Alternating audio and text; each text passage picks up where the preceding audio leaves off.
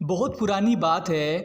China के किसी एक गांव में 3 भिक्षु रहते थे। उनका नाम किसी को नहीं पता था क्योंकि उन्होंने कभी अपने बारे में कुछ बताया ही नहीं।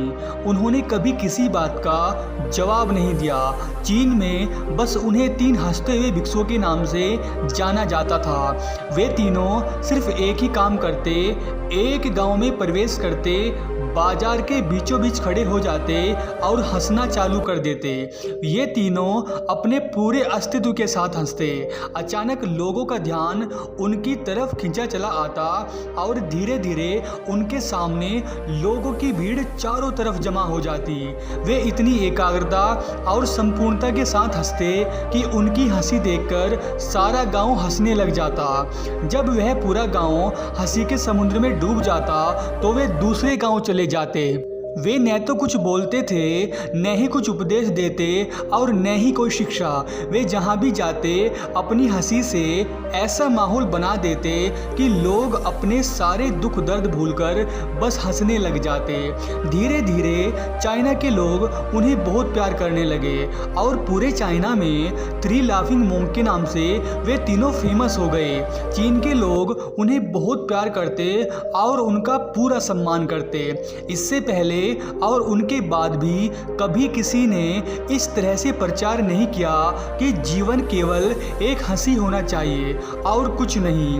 वे विशेष रूप से किसी पर नहीं हंसते थे।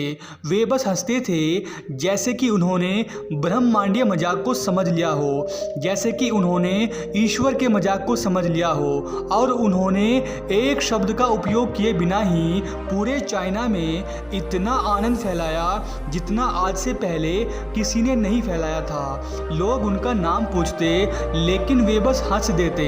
इस तरह से उनका नाम पड़ गया 3 लाफिंग मोंक, यानी 3 हंसते हुए भिक्षु। पूरे चीन में घूम घूम कर लोगों को हंसाते हुए समय के साथ साथ वे तीनों बूढ़े हो गए। एक रात जब वे एक गांव में ठहरे हुए थे, उन तीनों में से एक भिक्षु की मौत हो गई। पूरा गांव स्तब्ध रह गया। पूरा गांव बहुत ज़्यादा उम्मीद कर रहा था क्योंकि उन्हें लगता था कि जब उनमें से किसी एक की मृत्यु होगी तो बाकी 2 भिक्षु बहुत रोएंगे। यह देखने लायक होगा क्योंकि किसी ने आज तक उन्हें रोते हुए नहीं देखा था। जब सुबह हुई तो पूरा गांव इकट्ठा हुआ, लेकिन दोनों भिक्षु तीसरे की लाश के पास खड़े होकर जोर जोर से हंस रहे थे। ऐसी हंसी जैसी उन्होंने आज से पहले कभी न हंसी हो।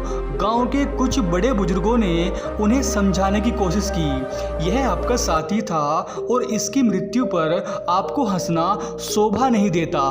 तब उस दिन पहली बार उन भिक्षुओं ने लोगों से बात की और कहा, हम हंस रहे हैं क्योंकि यह आदमी जीत गया है। हम हमेशा सोचते थे कि हम में से पहले कौन मरेगा, लेकिन इस आदमी ने पहले मरकर हमें हरा दिया।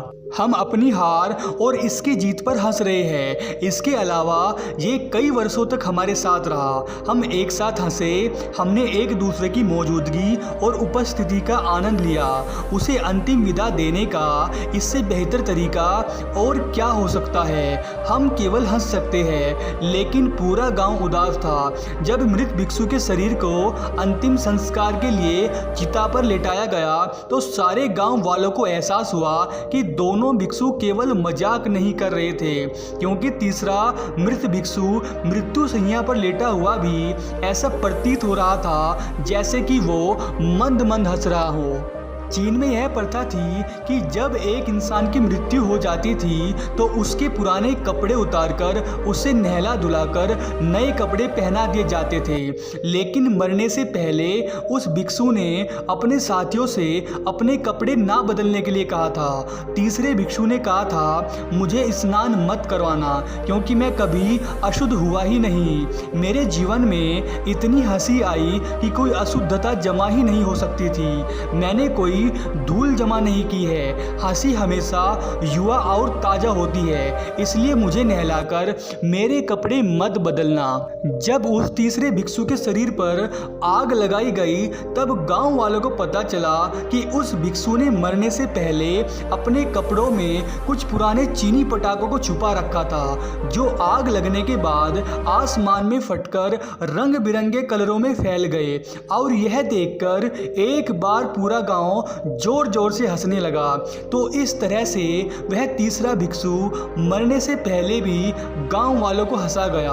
और यह देखकर शेष दोनों भिक्षुओं ने कहा, चालाक आदमी, तुम मर चुके हो, लेकिन तुमने हमें एक बार फिर हरा दिया।